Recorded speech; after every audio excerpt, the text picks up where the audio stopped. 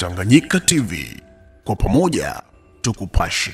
Ujambo na karibu tena mtazamaji wa Tanganyika TV popote pale ambapo unaendelea kufuatilia matangazo yetu, na tunapatikana hapa jijini Baraka. Mimi ni Eloch Lubola Ishande Jepakson, na nyuma ya kamera ni Dani. Lengo kuu sisi kuwasili hapa mjini Baraka, tunapatikana moja kwa moja kwenye hospitali kuu ya Baraka ili kuja kuidhimisha aidha kusherehekea kwa pamoja uzinduzi wa msaada ambao ulitumwa na Mheshimiwa Vital Kamerhe, na msaada huu ni wa sola za umeme za kuwasha hospitali hii ambayo iliundwa mwaka 2003, na moto katika hospitali hii ni changamoto kubwa. Wakati Mheshimiwa Vital Kamerhe alipowasili hapa mjini Baraka mwaka 2022, aliacha dola 5,000 za Marekani ili zipate kusaidia hospitali hii na kupatikana moto, ambapo giza kuu ni yenye kusumbua sana madaktari pamoja na wagonjwa wakati wanapotunzwa katika hospitali hii. Zile sola za umeme zimewekwa na moto tayari umekwisha kuonekana ndani ya hospitali hii, na leo ndo watazindua. Mgeni rasmi katika sherehe hizi ni katibu mkuu wa government ya jimbo hili la Kivu Kusini, Sisa Wanumbe Gaston, ambaye amekuja ili apate kuzindua mara moja msaada huu wake Vital Kamerhe. Moja kwa moja tunaingia kwenye sherehe za uzinduzi ili upate kuzifuata kuanzia mwanzo hadi mwisho. Vile vile utasikia hata malalamiko ya wakuu viongozi wa hospitali hii na changamoto nyingi ambazo wanazoendelea kuzipitia, na kuomba karibu tena. Le secrétaire exécutif provincial et représentant du gouverneur de province, Excellence, le détachement de la police nationale congolaise, territoire de Fizi et Baraka est en jeu pour vous accueillir et vous rendre les honneurs à l'occasion de l'installation des panneaux solaires à l'hôpital de Baraka. Je vous invite à passer, je vous invite de prendre part à la salle de réunion. Devant vous, le commandant de détachement, le commissaire Rukozo Wang Jado.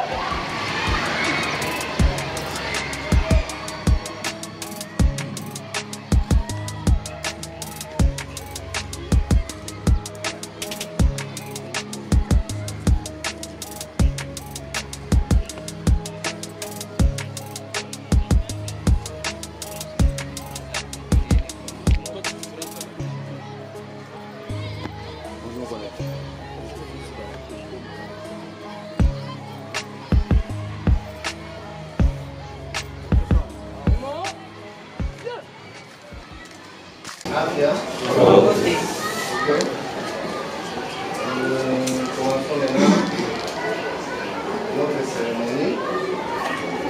Nous avons tous reçu des invitations et le programme de cette cérémonie, de cette cérémonie d'aujourd'hui. La mise en place était prévue à 8h30, qui est déjà terminée.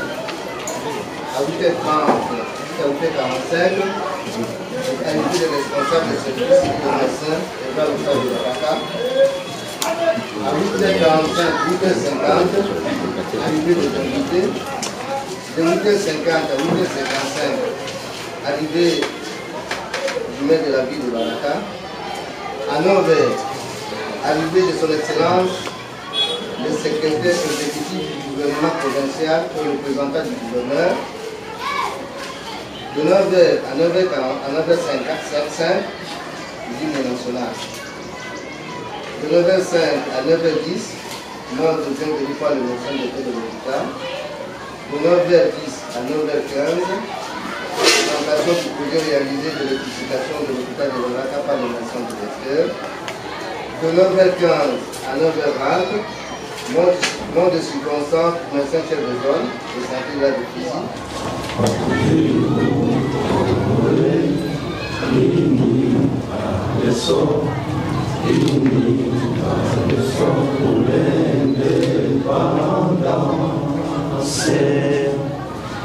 Son enfant, l'on t'a coupé, et pour les bons, prenons le privé là, dans la paix, on peut pardon, parler la paix, nous bâtir. bâtirons un pays plus beau qu'avant dans la paix.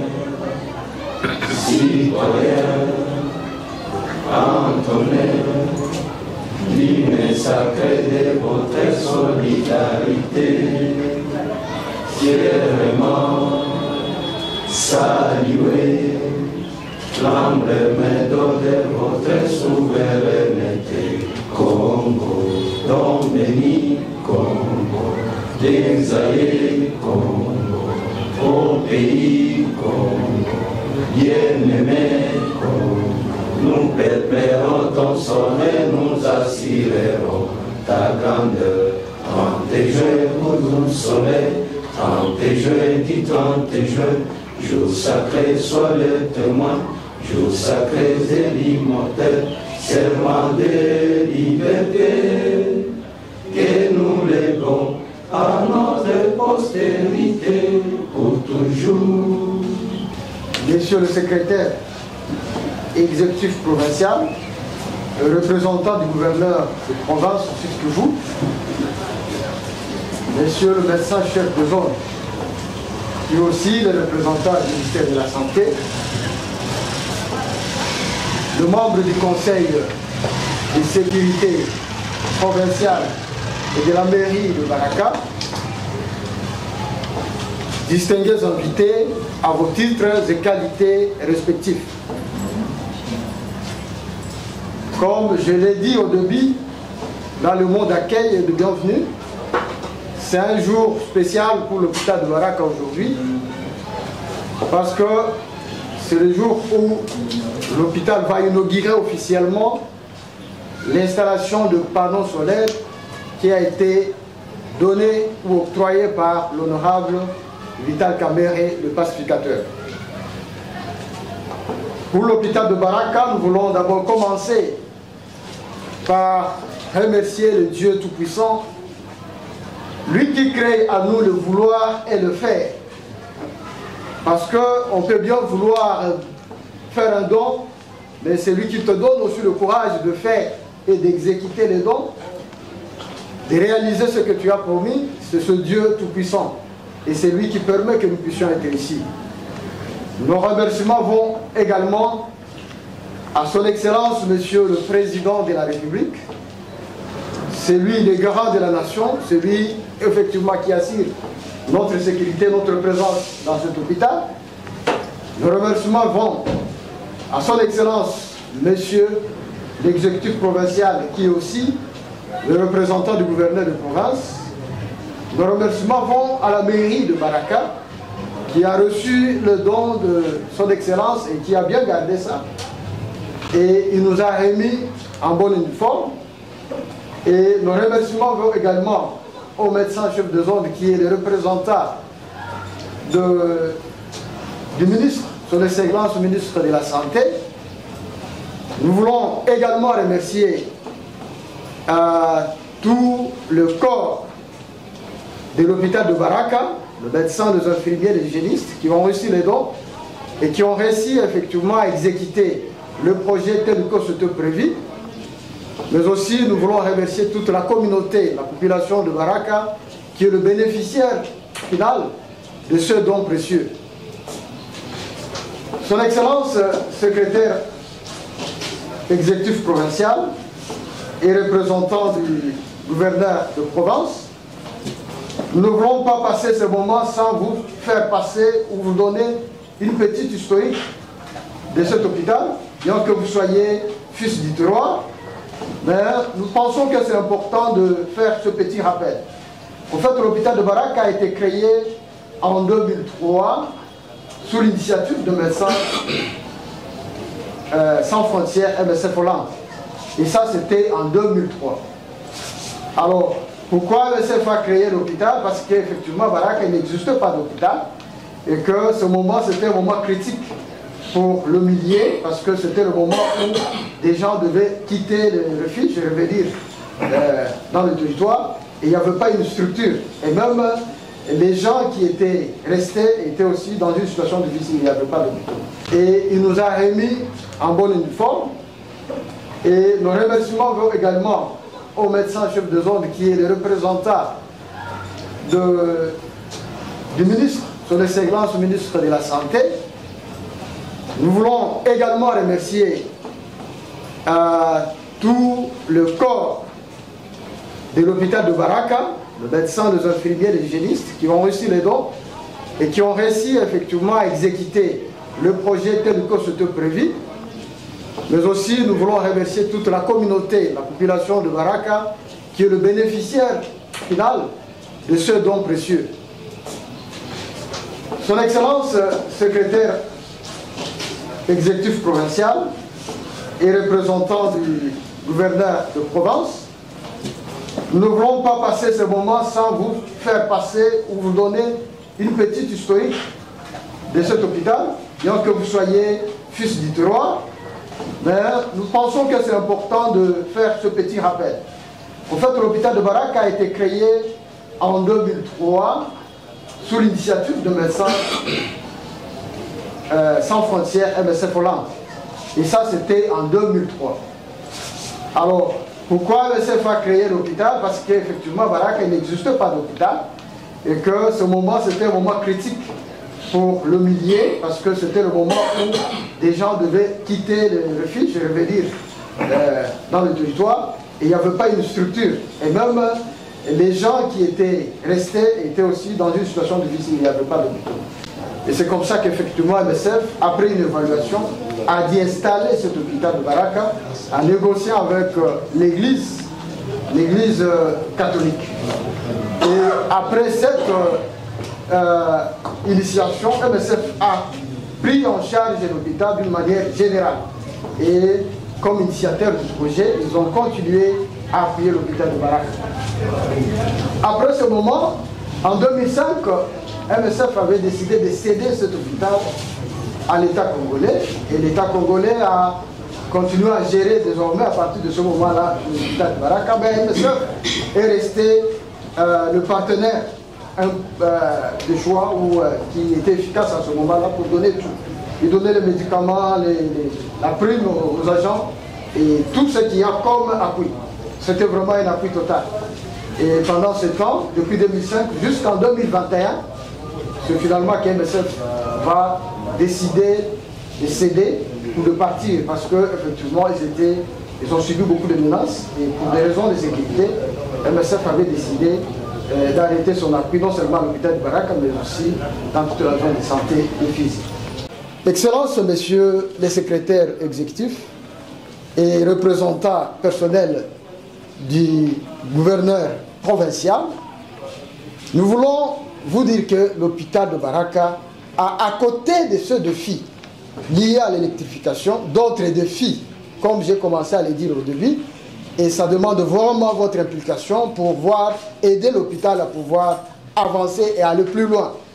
Donc, à côté de ça, il y a ce personnel dont la plupart ne reçoivent ni la prime de risque, ni les salaires. Et ils ne dépendent que de la prime locale.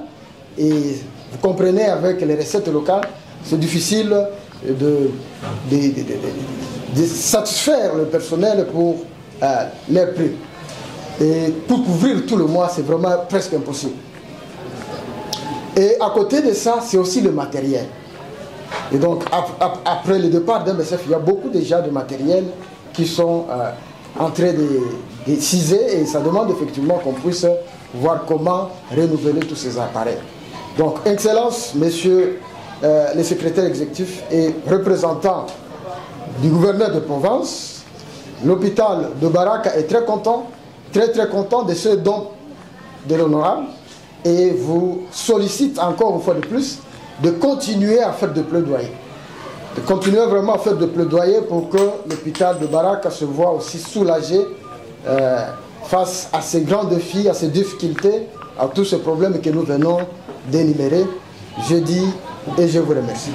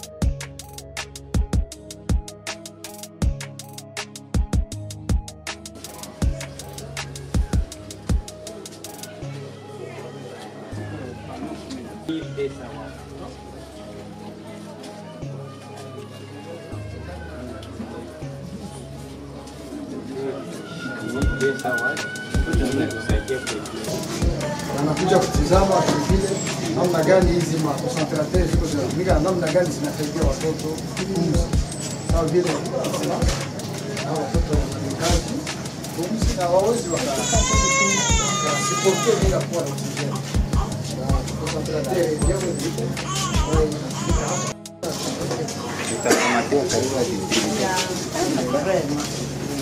Tusaidie kutulipia wababa, tusaidie wapapa yangu, tusaidie kutulipia, tusaidie msaada. Mimi sitakuwa nakitegemea sana, kusema kweli, naambia wazee kuwa nilikuwa mwingine na viongozi wengine, ila itakuwa kidogo tu wataongezea kwa ile gharama nyingine itakuwa hayo. Tulipie wababa, tulipie kutani.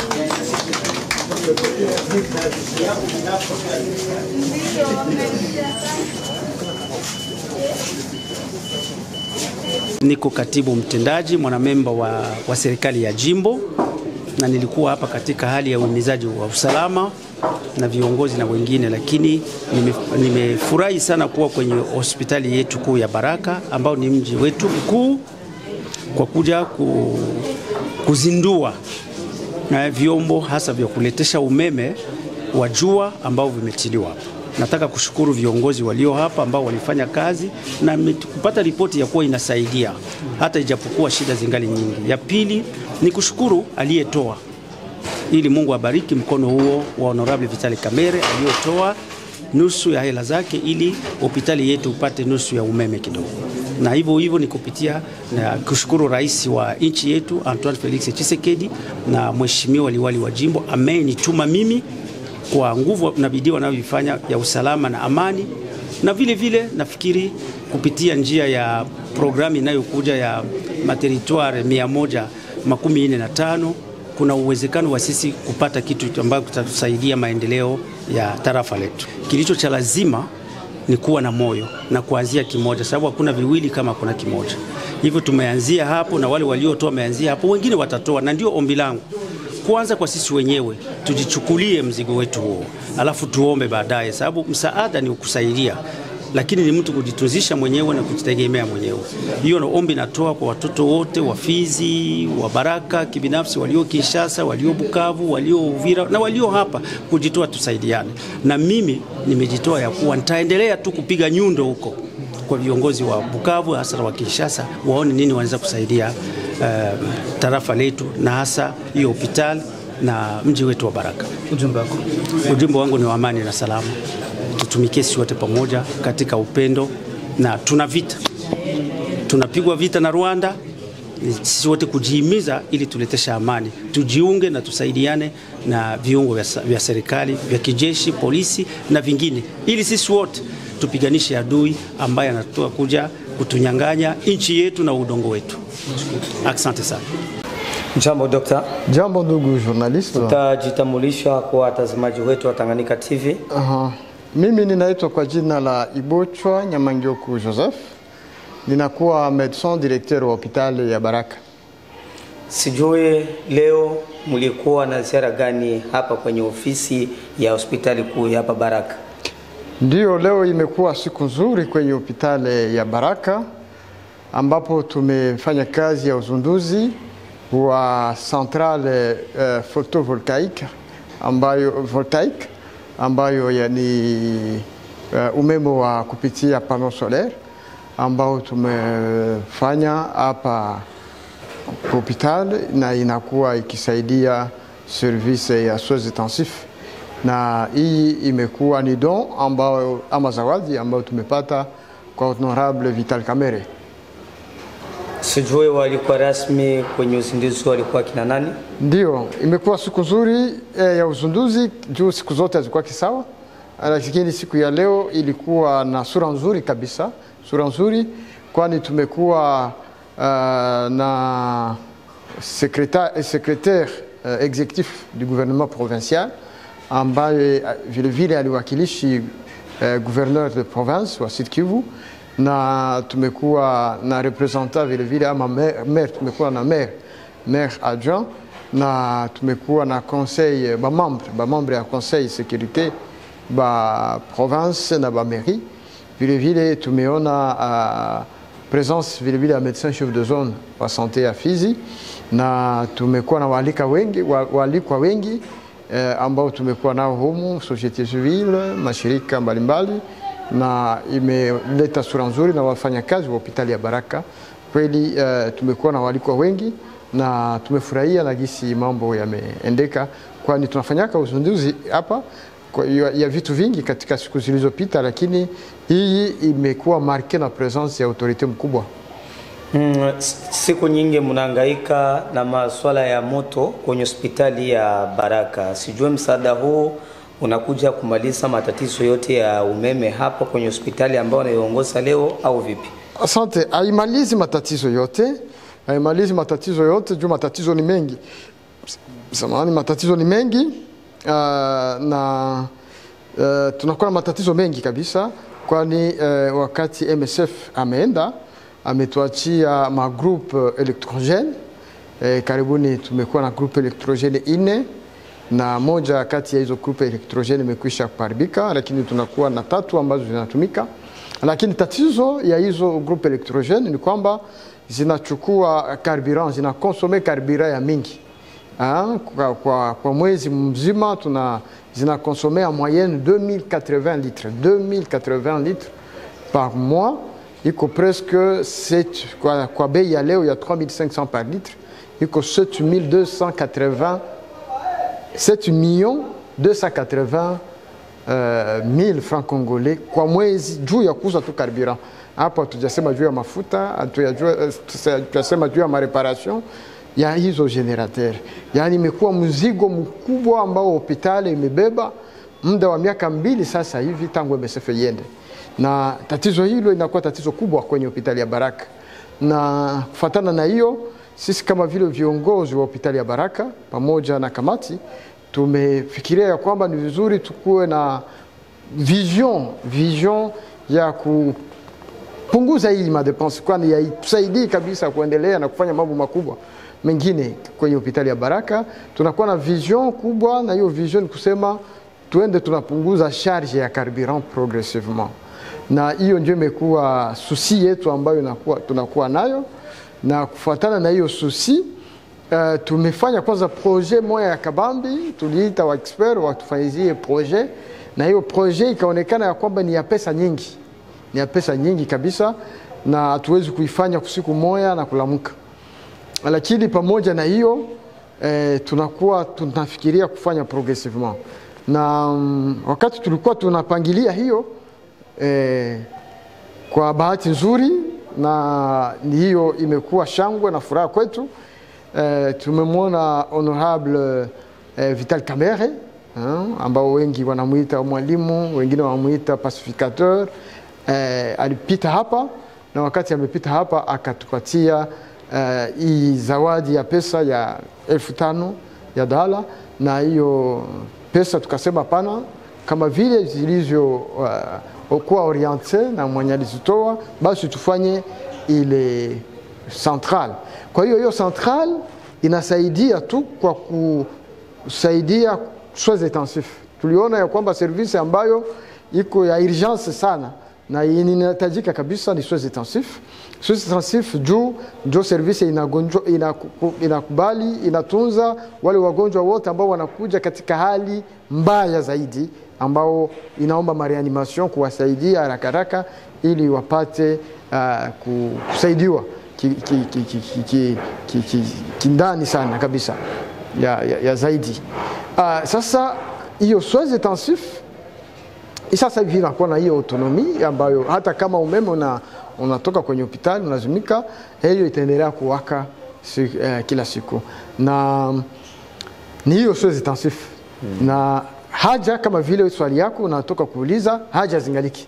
Kwani kunakuwa zingine service ambazo zinahitaji umeme na zinatuoblige tena, ingalau soins intensifs iko na hiyo autonomie, mais zile zingine ma service zinatuoblige kuhakisha tena magroupe, notamment ni service ya chirurgie, service ya laboratoire, tunakuwa na morgue kule chini, tunakuwa na urgence, hata usiku tuna haja ya umeme. Sasa hiyo mambo yanangali yanatuoblige sisi hospitali kuendelea kuhakisha ile magrupe, na kama vile nitangulia kusema ingali ni mzigo kabambi. Yaani vision ambayo tunakuwa nayo ni kuenda tunajitenga ama tunajilibere na ile mzigo wa magenerateur, consommation ya carburant a partir ya magenerateur. Kwa hiyo hii inakuwa ni hatua ya kwanza. Hatua ya kwanza, na tunashukuru honorable Vital Kamerhe kwa kuanzisha hii hatua. Tunafikiria ni kuanza, alafu tutaendelea pole, na tunafikiria kwamba miaka ambayo itakuja huko mbele tutakuwa tunajidecharge kabisa na hii charge kubwa ambayo inakuwa mzigo wa kuuza kila wakati mafuta carburant kila mwaka. Alors tumekuwa na mpango vile vile kwenye hospitali. Sasa ile ni mpango vile vile wa hospitali contribution. Tunapenda hiyo nyingine projet ambayo kidogo ambayo hospitali nayo nafikiria kutimiza mwezi wa tatu tunafikiria kufanya tena ingine unité, mais ile itasaidia sasa ku bloc opératoire na itasaidia vile vile kwa service d'urgence na kusaidia kupandisha maji kwa hospitali. Kila wakati tunakuwa tukiwakisha group kwa ajili ya kupandisha mai. Sasa mai yetu ambayo tunakuwa hapa inakuwa mai ya kupandisha na umeme. Kwa hiyo haja ya moto ama besoin ya energie ingali kitu mingi kama vile natoka kuzungumza. Hii ilikuwa hatua ya kwanza na tunashukuru kwa ile hatua, lakini zingine zitafuata. Kama vile inatoka kusema hospitali mwezi wa 3 itafanya ingine hatua ya bloc opératoire na service d'urgence, na zingine haja zingaliki pale zinahitaji vile vile kuwa kujibiliwa. Asante Dr. Tofauti na changamoto hizo za umeme, kuna matatizo mengine ambayo mnayapitia kwenye hospitali hapa Baraka? Ndio ndugu journaliste, ndio matatizo ni mengi kwenye hospitali ya Baraka. Kwa nini matatizo ni mengi? Hospitali ya Baraka imeunjwa na MSF Hollande tangu mwaka wa 2003 na mwaka 2005 ikaacha hiyo hospitali kwa serikali, lakini MSF ilibaki hapa ikilipa watu pesa, ikileta madawa, ikileta vyombo vya kutengeneza na ikipatia watu chakula. Hii zote kazi MSF imefanya, na wakati imeenda hii mizigo yote karudilia kwenye hospitali. Asante sana mtazamaji wa Tanganyika TV, baada tu ya kusikiliza yote ambayo yalijiri katika sherehe hizi za uzinduzi, umesikiliza mwenyewe mgeni rasmi ambaye ni katibu mkuu wa government ya jimbo hili la Kivu Kusini, Sister Wanumbe Gasto.